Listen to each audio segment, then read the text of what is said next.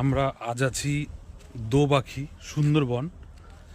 তা আমরা এই জায়গাটা ঘুরতে এসেছি। সাধারণত আমরা চিড়িয়াখানায় যাই পশু পাখি দেখতে, আমরা বাইরে থাকি আর পশুরা থাকে খাঁচার মধ্যে। আর এইখানে পুরোটাই উল্টো, এখানে আমরা খাঁচার মধ্যে, ওরা বাইরে। বাইরেটা এরকম অবস্থা, এখান দিয়ে ওদের মানে চড়ে বেড়াতে খুব সুবিধা। এখানে অনেক সময় কি হরিণ আসে, বাঘ আসে এসব জায়গা দিয়ে। এই দিকটা পুরোটা খাঁচা, এখান দিয়ে সব যাতায়াত করে।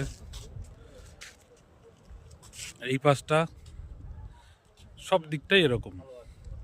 দেখে কেমন ভয়ঙ্কর ভয়ঙ্কর মনে হচ্ছে না? হ্যাঁ, এটা ভয়ঙ্করের মতনই। দেখতে থাকো।